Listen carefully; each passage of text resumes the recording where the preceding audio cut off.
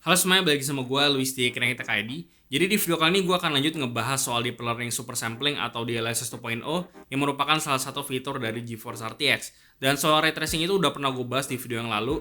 Jadi kalau misalnya kalian pengen nonton dan pengen lebih tahu lagi soal ray tracing, nanti akan gue taruh di card yang ada di atas ini. Dan di video ini gue akan ngebahas soal perkembangannya selama 2 tahun ini dan akan ngebahas juga soal segi visual yang kita dapetin di game dan juga peningkatan performa atau FPS yang kita dapetin ketika kita menggunakan DLSS ini. Dan gue juga masih ada giveaway 3 SSD Kingston A400. Jadi buat kalian yang pengen ikutan, kalian simak video ini baik-baik dan simak juga prosedur giveaway-nya seperti apa. Untuk tes performanya masih seperti video yang lalu, gue akan pakai dua card. Yang pertama itu Palit GeForce RTX 2060 Super Dual 8GB dan spesifikasi lengkapnya ini punya bus clock di 1650 MHz, 2176 CUDA cores, ada 3 display input yaitu HDMI, DV dan juga DisplayPort. Lalu powernya itu pakai total 8 pin PCIe dan rekomendasi power supply-nya itu 550 watt. Dan satu lagi gue akan pakai Palit GeForce RTX 2070 Super Gaming Pro C 8GB yang spesifikasi lengkapnya itu punya bus clock di 1800 MHz, 2560 CUDA cores, lalu untuk I/O portnya itu ada satu HDMI port dan 3 DisplayPort. Powernya itu menggunakan 8 dan 6 pin PCIe dan rekomendasi power supply-nya itu di 650 watt. Jadi yang pertama gue akan bahas dulu apa yang dilakukan oleh DLSS atau Deep Learning Super Sampling ini, karena sepertinya masih banyak yang kurang ngerti soal fitur ini dan cuman menganggap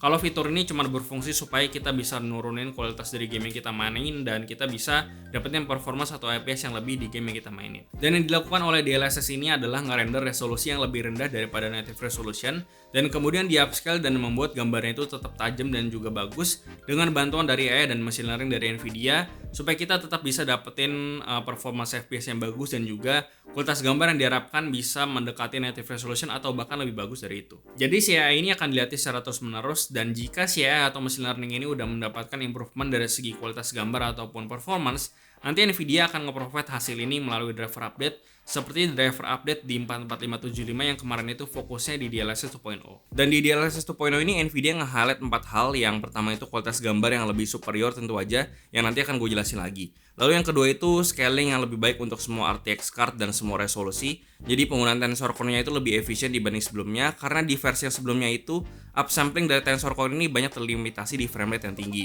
yang menyebabkan juga di beberapa poin di game kita nggak bisa mendapatkan kualitas gambar yang baik. Lalu yang ketiga ini One Network for All Games. Ini maksudnya di DLSS yang sebelumnya itu AI itu biasanya dilatih untuk setiap game baru, tapi di DLSS 2.0 ini training AI-nya itu nggak menggunakan game tapi mungkin menggunakan semacam simulasi gitu supaya untuk game-game baru nanti kedepannya implementasi DLSS ini bisa langsung lebih cepat. Dan yang keempat kali ini DLSS punya 3 opsi yaitu quality, balance, dan performance, tapi sayangnya opsi ini baru ada di Control, Wolfenstein Youngblood, Deliver Us to the Moon, dan MechWarriors 5. Jadi ya harusnya dengan DLSS 2.0 ini kita bisa expect image quality yang lebih bagus dibandingkan dengan DLSS versi yang sebelumnya. Karena di versi DLSS yang sebelumnya itu banyak sekali orang termasuk gue yang gak suka dengan kualitas gambar yang dihasilkan sama DLSS versi yang lama. Karena justru gambarnya jadi lebih blurry dan juga kurang tajam, nggak kayak di kondisi DLSS off. Di game control sendiri sekarang ada 2 pilihan resolusi untuk DLSS. Yang satu itu lebih rendah untuk performa yang lebih tinggi dan satu lagi itu lebih tinggi di atasnya untuk kualitas gambar yang lebih bagus yang nantinya akan di upscaling hingga mempunyai kualitas yang diharapkan mirip dengan native resolutionnya atau bahkan lebih baik. Dan di DLSS 2.0 ini bisa dibilang gue udah sangat impressed dengan kualitas image yang dihasilkan, dan seperti yang bisa kalian lihat di tulisan ini kualitas gambarnya bahkan bisa dibilang udah bisa menyamai native resolutionnya. Bahkan di beberapa scene seperti Surface kayu ini, di native resolution itu malah awalnya kelihatan blur, tapi justru di DLSS malah jadi lebih tajam dibandingkan resolusi native-nya. Jadi ya kalau dari segi image quality, gue bisa confirm kalau kualitasnya bahkan udah bisa menyamai native resolution dan bahkan disempurnakan lagi. Lalu gue pribadi sebenarnya nggak bisa nemuin perbedaan entah dari segi visual ataupun performa antara resolusi 835p dengan 960p di DLSS setting. Jadi gue pribadi prefer untuk stay di resolusi yang tinggi untuk dapetin kualitas gambar yang tentunya lebih bagus. Tapi di sini gue cukup penasaran gimana kalau misalkan kita coba untuk turunin render resolusinya secara manual dan kita samain dengan resolusi si DLSS ini. Karena secara teori kalau misalkan kita samain resolusinya harusnya kita dapetin performance dan juga kualitas gambar yang sama tanpa harus nyalain si DLSS ini. Dan setelah gue coba ternyata gue salah karena ternyata di DLSS ini kualitas gambarnya memang jauh lebih bagus dibandingkan dengan render resolusinya itu kita kecilin secara manual. Karena di DLSS ini memang bukan cuma upscaling aja, tapi kualitas gambarnya juga dibantu di enhance oleh AI dan juga machine learning dari Nvidia. Jadi ya dari segi image quality sepertinya DLSS ini udah nggak bisa dipandang sebelah mata lagi. Tapi sayangnya di sini baru beberapa game aja yang udah dapetin DLSS 2.0. Jadi sepertinya kita harus tunggu lagi update-update update game selanjutnya yang lebih menarik lagi. Oke, sekarang gue akan bahas soal gimana DLSS ini akan improve performance di kondisi main game. Masih sama seperti video yang sebelumnya, gue akan tes di 3 game yaitu Control, Wolfenstein Youngblood, dan juga Shadow of the Tomb Raider.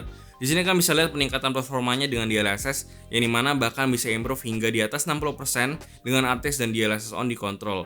Jadi DLSS ini bahkan bisa mengembalikan framerate yang hilang karena ray tracing. Begitu juga dengan di Wolfenstein Youngblood yang bisa improve sampai 50% ke atas. Dan perlu kalian ketahui juga bahwa semakin tinggi resolusi game yang kalian mainin, DLSS ini justru semakin signifikan efeknya. Seperti yang kalian bisa lihat di resolusi 1080p ini, justru peningkatan performanya nggak sebesar di resolusi 1440p. Dan hal ini juga diperkuat dari artikel Nvidia yang mengatakan bahwa AI atau machine learning dari DLSS ini memang lebih didevelop dan dilatih untuk resolusi 4K.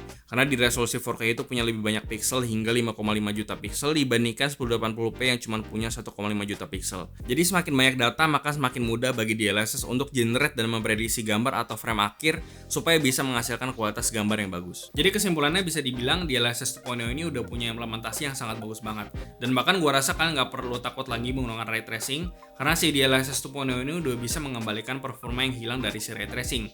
Jadi ya kalian tetap bisa dapetin image quality yang lebih superior tanpa harus kompromi atau ngorbanin performa atau FPS kalian. Dan ya gue sangat apresiasi Nvidia kali ini karena meskipun di awal-awal itu implementasinya masih kurang baik, tapi selama 2 tahun ini akhirnya mereka bisa membuktikan kalau ray tracing dan DLSS itu nggak sia-sia karena semakin kesini semakin membaik.